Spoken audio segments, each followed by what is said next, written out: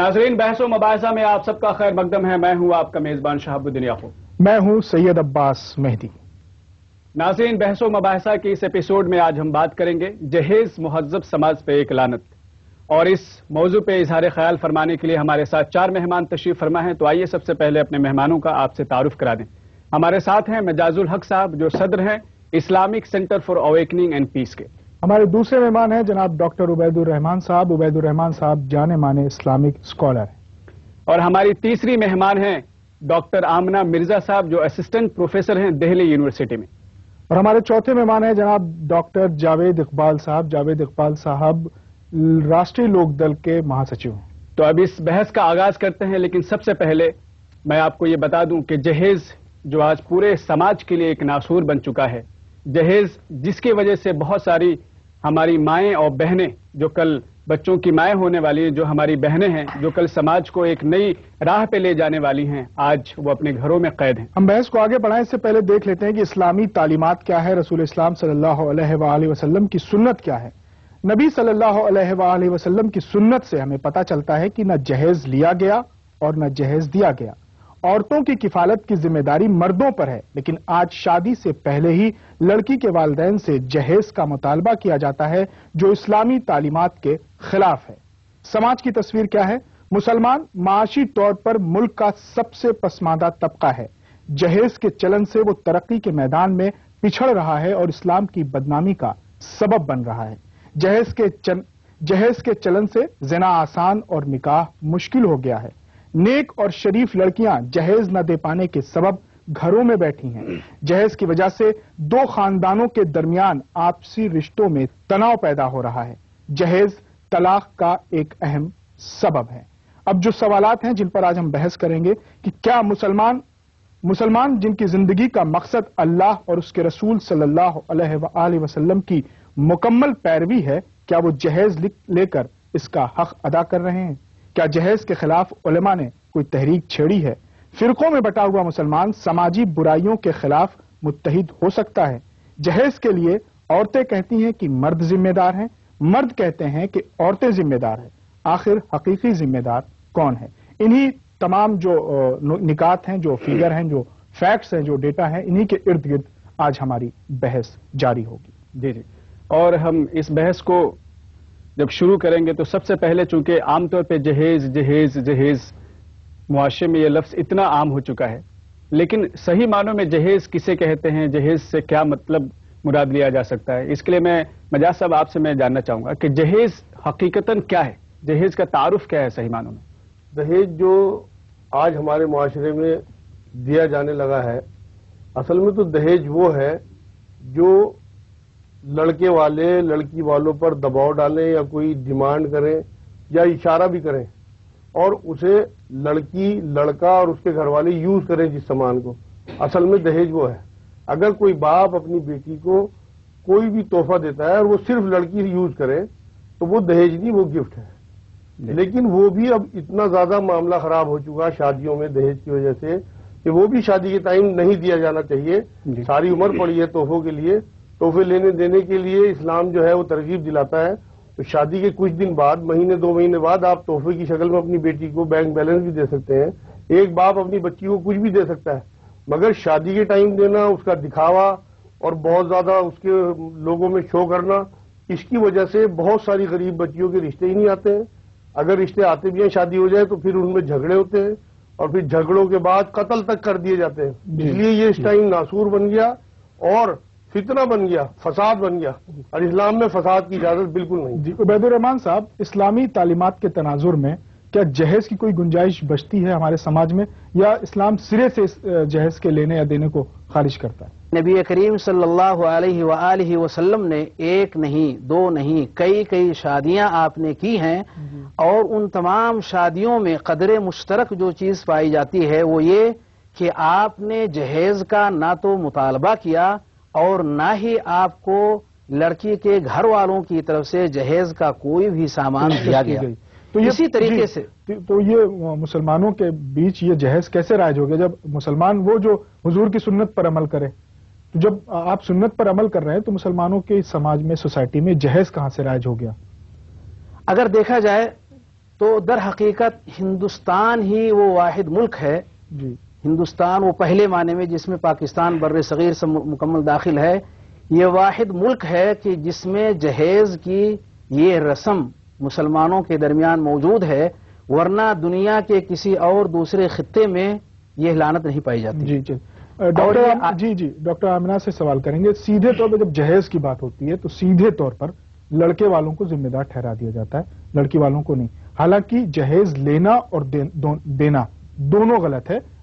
جو اہل ثروت ہیں، جن کے پاس مال ہے، دولت ہے، وہ بڑھ چڑھ کر اپنی بیٹی کا جہیز دیتے ہیں، تو کیا یہ سیدھے طور پر لڑکوں کو جائز ٹھہرانا صحیح ہے؟ دیکھیے، ابھی جس طرح سے بات چیت شروع ہوئی ہے اور دونوں پہلوؤں سے یہی بات آ رہی ہے کہ دین میں ہمارے جہیز کا کہیں بھی ذکر نہیں ہے، بھید بھاؤ جو ایک لڑکے اور لڑکی کے بیچ میں ہمارے دین میں کہیں پر بھی ایسے نہیں دیا گیا ہے۔ اور جیسے کہ ابھی آپ نے بتایا کہ مسلمان وہ جو ہمارے حضور صلی اللہ علیہ وسلم کی سنت پہ قائم رہے۔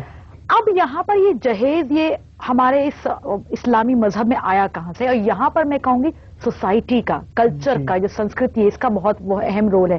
اور جیسے کہا جاتا ہے تالی ایک ہاتھ سے نہیں بجتی ہے، تالی دونوں ہاتھ سے بجتی ہے، تو کیول لڑکے والوں کو اس کا ذمہ دار ٹھہرانا ایک اپنے اندر ایک بہت ہی کم آنسر ہوگا۔ اس کا صحیح پورا پہلو سے دیکھتے ہوئے ضرورت یہ ہے کہ لڑکی والوں کو بھی، چاہے ان کے پاس ہے یا ان کے پاس نہیں، ایک عہد کرنا چاہیے کہ ہم تحفے ایسا دیں، اگر دینا ہی جو اپنی خوشی سے دینا ہے، یدی معقول طور پہ دینا، بالکل آگے بڑھ کر دیئے، لیکن ایسے نہ دیں جس میں ایک شو آف ہو، کیونکہ جو مذہب ہے ہمارا وہ کہیں پر بھی شو آف کی بات سے ذکر نہیں کرتا ہے۔ تو میرے ذہن میں دونوں، جی ہاں، لڑکے والے کو بھی ایسے ہونا چاہیے کہ کیونکہ وہ انسان ہی کیا جو لالچ کے دیکھتے ہوئے اپنی شادی کو، ایک نئے رشتے کو شروعات کرے، اور وہ لڑکی والے کیا کہ جو قیمت کے روپ میں اپنی بیٹی کی شادی کی شروعات کر رہے ہیں۔ عام طور پہ کیا وجہ ہے کہ جب لوگ جہیز دیتے ہیں اس کے پیچھے کیا مقاصد ہوتے ہیں؟ کسی کی ضرورت کو ذہن میں رکھ کر دیتے ہیں، یا اس لیے دیتے ہیں کہ سماج میں ایک فخریہ طور پہ اپنا نام بلند کر سکیں، لوگوں کے مقابلے اپنی برتری ثابت کر سکیں؟ اس کی بنیادی نفسیات کیا ہے جہیز کے پیچھے؟ یہ اگر آپ ایشین کانٹیننٹ کو اگر اپنے ذہن میں رکھیں تو مجھے لگتا ہے کہ سماج کا ہر حصہ اور اس کے کچھ لوگ جہیز کی خرید و فروخت میں شامل رہتے ہیں۔ یہ ایک بہت حد تک کچھ لوگوں کے لیے ایکسپلائٹیشن کی طرح کام کرتا ہے، اور بہت سارے ایسے بھی لوگ ہیں جو اپنے پیسے کے دم پہ کسی کو بارگین کر کے اس کو اپنی زندگی کا ایک حصہ بنانا چاہتے ہیں۔ ہندوستانی سماج میں چاہے ہندو ہو، مسلم ہو، یا اور بھی کسی بھی کمیونٹی سے تعلق رکھتا ہو، یہ بیماری کافی گہرائی تک جا چکی ہے، اور جس کا علاج مجھے لگتا ہے سماج کے بڑے حصے جس میں علماء کرام ہیں، مذہبی، بالکل، وہ ابھی اس پر ہم آئیں گے، علماء کو بھی ذمہ دار ٹھہرائیں گے۔ عبید الرحمان صاحب کہہ رہے ہیں کہ جہیز کی گنجائش نہیں ہے مجاز صاحب، لیکن حضور صلی اللہ علیہ وسلم کی بیٹی فاطمہ زہرا کی شادی کے موقع پر ہم نے دیکھا کہ انہوں نے جہیز دیا، انہوں نے چکی دی، انہوں نے مشق دی، اور کئی چیزوں کا بیان ہے۔ تو جب گنجائش نہیں ہے تو حضور صلی اللہ علیہ وسلم نے تو دیا نا اپنی بیٹی۔ حضور اکرم صلی اللہ علیہ وسلم کی بیٹی حضرت فاطمہ رضی اللہ تعالیٰ عنہ کے جس جہیز کا روایتوں میں ذکر ہے، اصل میں اس کی پوری تفصیل پڑھنے کی ضرورت ہے۔ حضور اکرم صلی اللہ علیہ وسلم نے کفالت کی حضرت علی رضی اللہ تعالیٰ عنہ کی، انہیں بلایا اور پوچھا کہ تمہاری شادی کا ٹائم ہے، تمہارے پاس کچھ ہے؟ حالانکہ حضور اکرم صلی اللہ علیہ وسلم کو پتا تھا، ان کے کفیل تھے وہ، لیکن ہمیں بتانے کے لیے حضور نے پوچھا۔ تو حضرت علی نے یہ بات کہی کہ حضور آپ کو تو پتا ہے میرے پاس ایک گھوڑا اور ایک زیرہ۔ تو حضور اکرم صلی اللہ علیہ وسلم نے کہا کہ ایک یہ زیرہ بیچ دو اور اس سے پھر انتظام شادی کا۔ تو وہ زیرہ بیچی گئی جو حضرت عثمان رضی اللہ تعالیٰ عنہ نے خریدی، اور پھر گفٹ کے طور پہ انہیں واپس کر دی، یہ روایتوں میں ہے۔ 480 یعنی 480 درہم کی وہ زیرہ بکی ہے۔ اس کے 3 حصے کیے گئے، 160 160 160، اور ایک حصہ خوشبو کپڑے وغیرہ حضرت فاطمہ کے، دوسرا حصہ گھریلو کچھ سامان، تیسرا حصہ جو ہے وہ مہر کے لیے رکھا گیا۔ یہ سب روایتوں میں کلیئر ہے۔ اس بات سے یہ بات ثابت ہوتی ہے، اور یہ سارا انتظام جو ہے وہ ازواج مطہرات نے کیا، حضور اکرم صلی اللہ علیہ وسلم۔ اس سے یہ بات ثابت ہوئی ہے کہ جتنا بھی تیاری ہوگی جہیز کی، اگر اسے جہیز کہا جاتا ہے، تو وہ سب لڑکی والے کریں گے اور پیمنٹ لڑکے والے کریں گے۔ اب آپ یہ دیکھیے، اگر آپ اسے جہیز کہتے ہیں تو جہیز کا تصور اسلام میں اس طرح سے ہے کہ پورا ارینجمنٹ لڑکے والے کریں گے خرچے کا، اور اس کی پوری تیاری، اپنی پسند ناپسند، وہ سب لڑکی والوں کے ہاتھ ہے. یہ ہے اصل میں جہیز. تو ناظرین، ہم بحث کر رہے ہیں جہیز مہذب سماج پر ایک بدنما داغ. یہ بحث جاری رہے گی، فی الحال رکتے ہیں ایک مختصر سے وقفے کے لیے. تعلیم کی کمی بہت بڑا ایک کردار نبھا رہی ہے، کیونکہ ہمیں پتہ ہی نہیں ہے کہ جو ہمارے مذہب میں جہیز کو جس طرح بتایا گیا ہے اس کا اصلی معنی کیا ہے.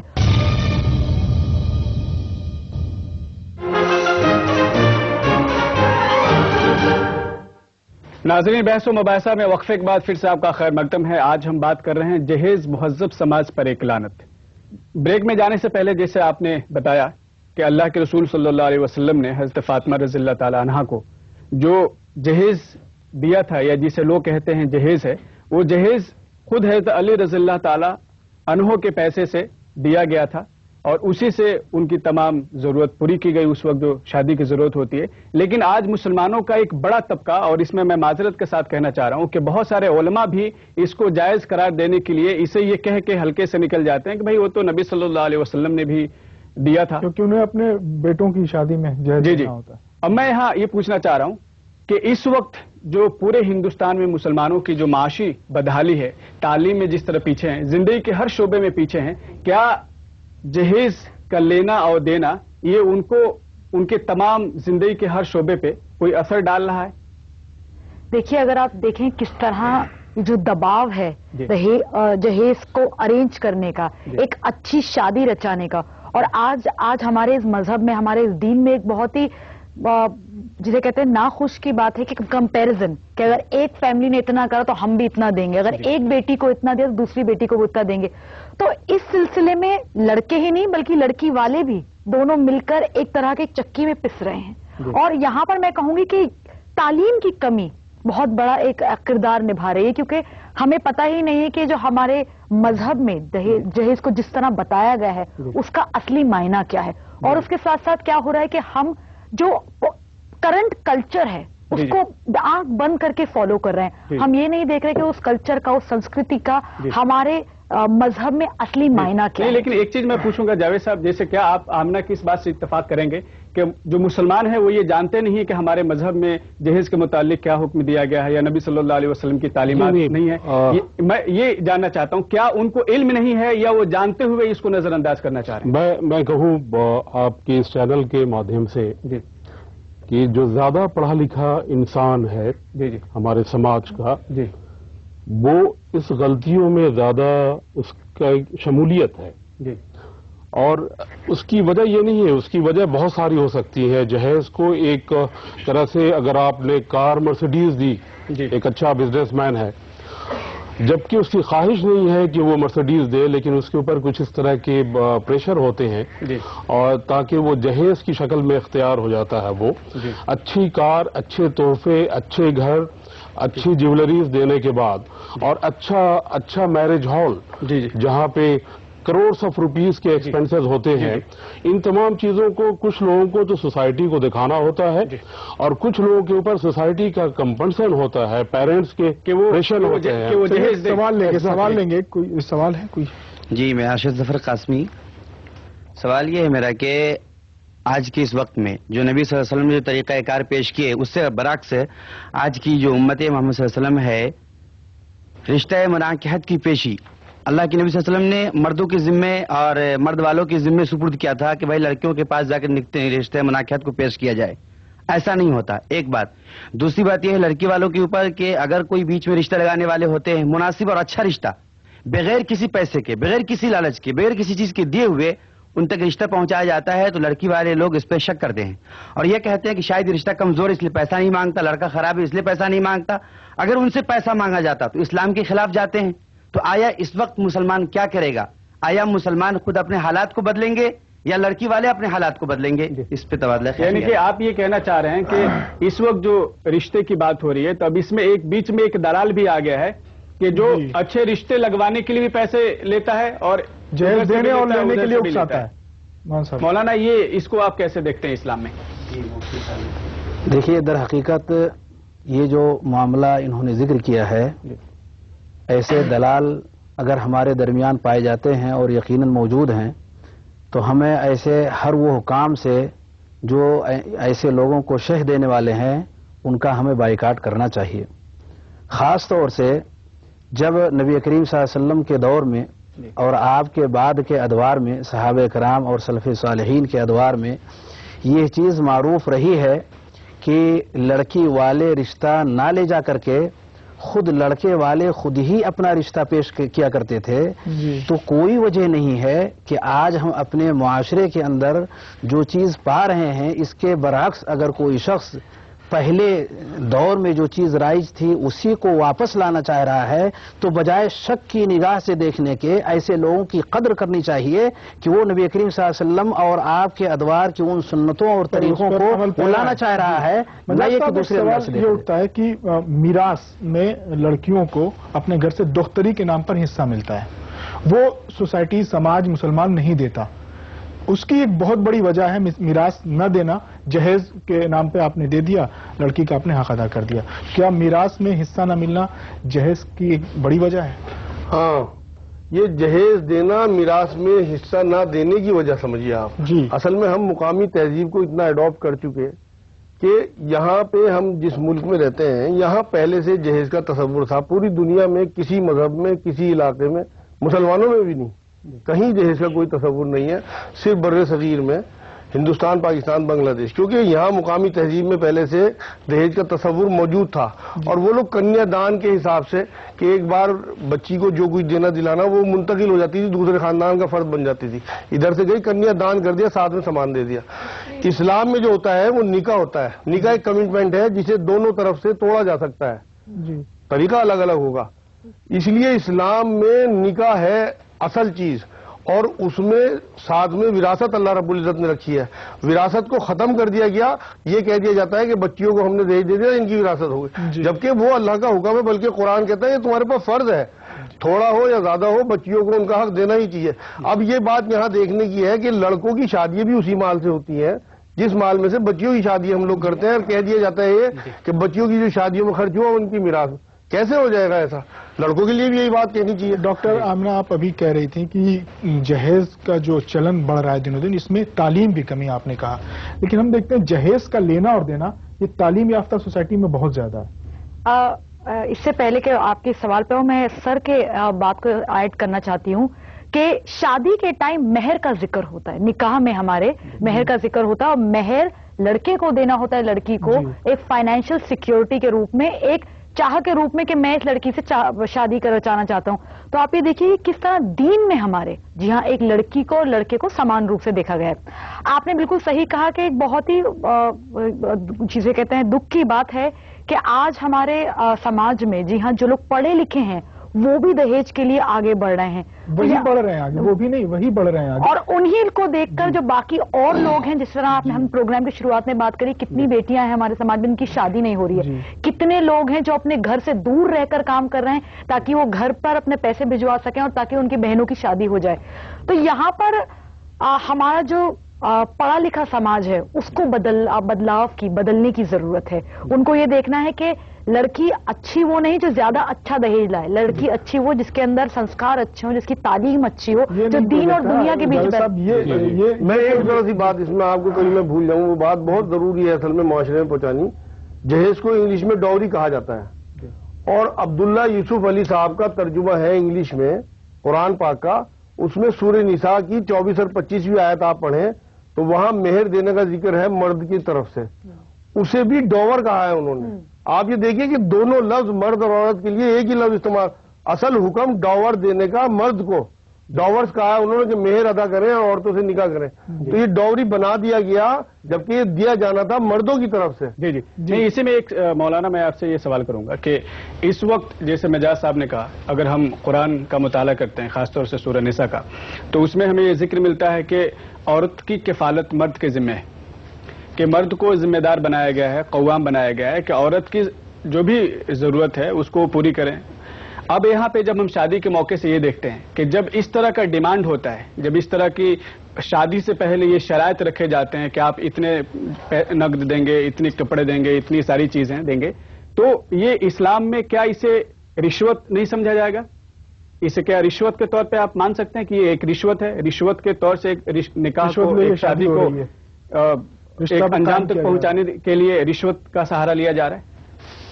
در حقیقت اس سوال کو اسی آیت کی روشنی میں اگر دیکھا جائے تو اللہ رب العالمین نے ذکر کیا الرجال قوامون علی النساء بما فضل اللہ بعضهم علی بعض وبما انفقوا من اموالهم، کہ انہیں اللہ رب العالمین نے نگراں بنایا ہے، اور اس کی وجوہات میں سے ایک اہم وجہ یہ ہے کہ یہ اپنے مال کو ان پر خرچ کرتے ہیں، اپنی بیویوں پر، اپنی بہنوں پر، اپنی ماؤں پر، اپنی بیٹیوں پر خرچ کرتے ہیں مہر کی شکل میں، اور دیگر تمام اخراجات مردوں ہی کے حوالے ہے، چاہے وہ بحیثیت باپ کی ہو، بحیثیت بھائی کی ہو، بحیثیت بیٹا اور شوہر کی ہو، یہ ساری ذمہ داری انہی کی ہے۔ اگر اس کو الٹ دیا جائے، معاملہ عکس کر دیا جائے اور اخراجات ان سے لیے جائیں جو لڑکی والوں کی طرف سے ہے، تو جو چیز شریعت پیش کرنا چاہتی ہے کہ وہ قوام ہے، وہ قوامیت بدل کر کے گویا کہ ہم اللہ رب العالمین کے اس فیصلے پر راضی نہیں ہے۔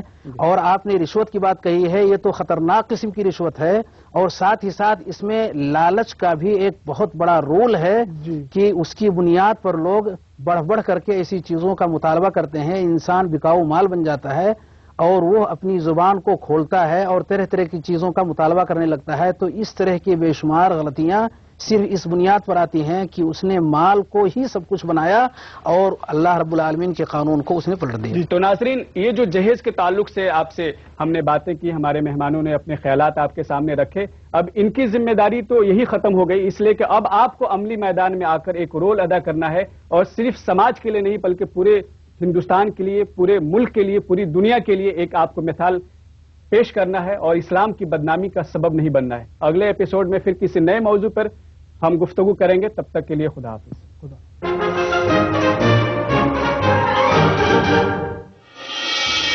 لوگوں، آپس میں ایک دوسرے کا مال باطل طریقے سے نہ کھاؤ۔ جائز جو طریقے ایک دوسرے کا مال لینے کا قرآن مجید نے ہمیں جو دیا ہے، نبی کریم صلی اللہ علیہ وسلم نے ہمیں دی ہیں، وہ اس شادی کے اندر صرف دو ہی چیزیں ہیں، ایک مہر ہے اور دوسرا ولیمہ ہے۔ تیسری کوئی جگہ نہیں ہے جہاں مال کو خرچ کرنے کی ذمہ داری نبی کریم صلی اللہ علیہ وسلم نے کسی کو دی ہو۔